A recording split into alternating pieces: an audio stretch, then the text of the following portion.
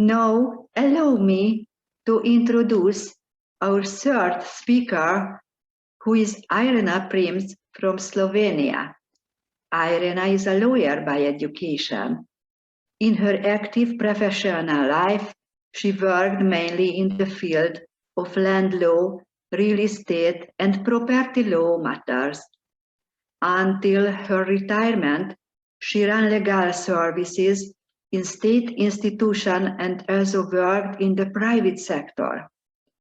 She has been a member of the TS since 2012 and organizing secretary of the TS in Slovenia since 2017. The title of Irena's talk is In Search of the Truth. When a man begins to ask himself deeper questions, he embarks on a path we call the spiritual path. On it, we constantly put questions to ourselves. We are told to leave the questions with patience and knowing that one day the answers we are looking for will be revealed to us, but they cannot be given to us yet, because we would not yet be able to live them. There is a well-known parable for this. No one is given a larger piece of land that he is able to cultivate. We understand that the man, as a finite being, cannot have access to the absolute truth, and that all we may comprehend is a relative truth. However, the guardians of truth have allowed a few fragments of this truth to be proclaimed. And it is said that the truth is in every human heart,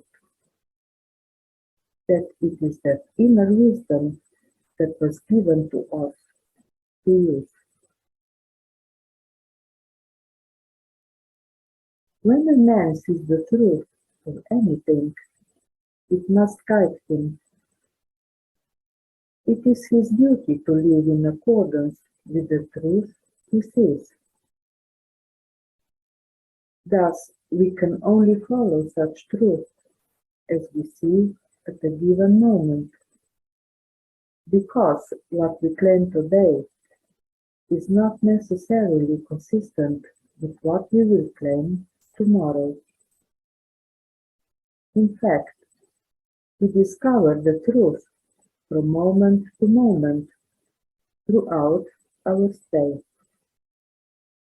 Thus we grow from truth to truth, for if we are coordinated with our previous claims, this cannot happen. However, no one has the right to force another searcher to act in accordance with our own vision of truth. We need to be mutually respectful and understanding to the truths of the other man, no matter how different they might be, as long as he is sincere. It is this richness of diversity that defines the TS and sets it apart from other movements. We need to learn to differ ourselves in the spirit of harmony and to walk different paths, even if they are different from each other, all in the spirit of respecting the way someone else walks his or her own path. And we ought to be aware that everyone has the right to tell their truth. Our life oscillates between satisfying our own personality, our needs or desires to have and to be, and between forgetting that personality. When we transfer our desires and needs to all other living beings outside of us. The first is only a state of existence, and the second is a conscious and intelligent movement that we perceive within ourselves. And the life dedicated solely to our comfort prevents us from living that other life that we feel unstoppably within ourselves. By gradually removing the predominant influence of our personality, our lower nature, we purify ourselves, become more sensitive and receptive to understanding of the truth of higher life. When we become aware of our desires, we free ourselves from them. We free ourselves from ourselves. Only when the mind is silent and is not disturbed by any agitation, only then can there be a penetration into a deeper life, and the truth can be revealed to us, for then the mind is acceptable. When we see deceptive as deceptive, it is the beginning of perceiving what is real. But the path to get there is difficult, full of false and wrong decisions, which are all an inevitable part of this path. But we realize that this is the only path that will lead us with patient perseverance to the bliss that ultimately awaits each of us, as it is part of the divine plan that is so beautiful that we cannot do anything but work for it.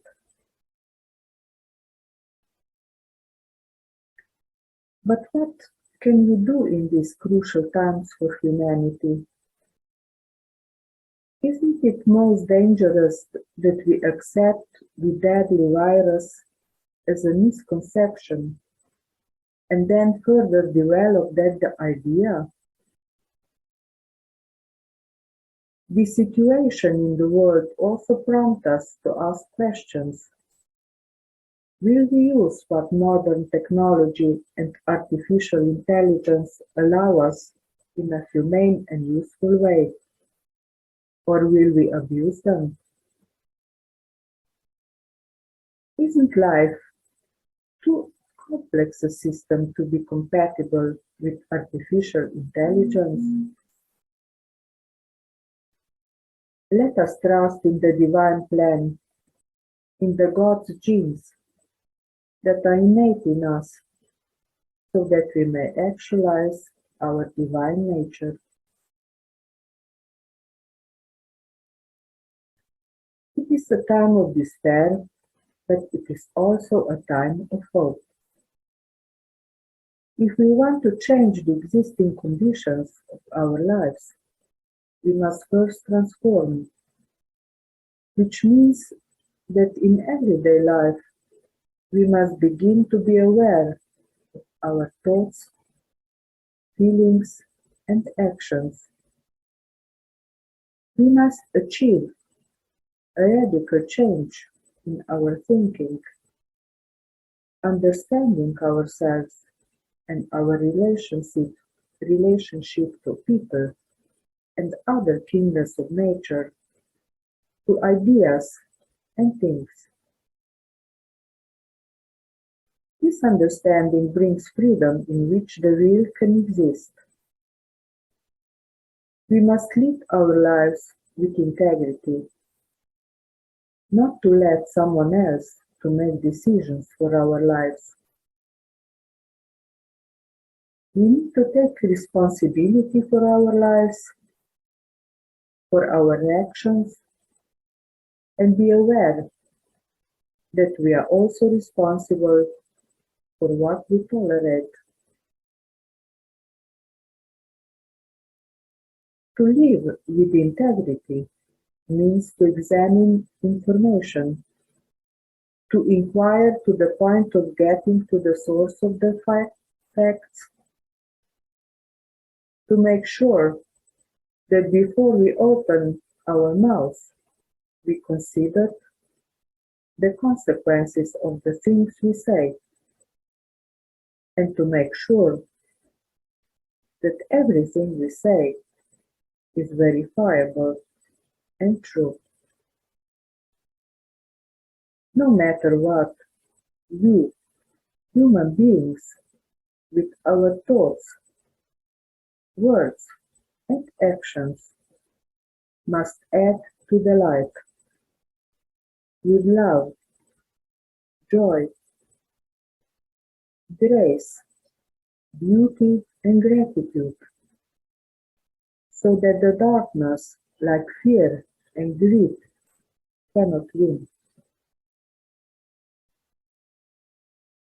Developing and living by these virtues, however, is in fact a task that we came to perform, all of us born on this beautiful planet Earth.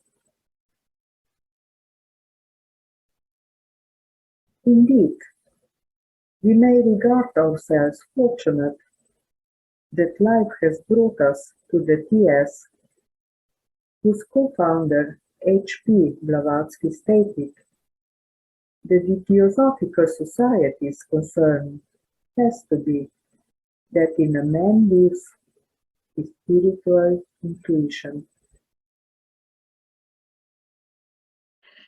Thank you, Irena, for reminding us that although we have different viewpoints and truths, there can be the spirit of harmony and cooperation when we keep in mind that what we have is a relative truth that is constantly evolving in the measure that our understanding and intuition grow.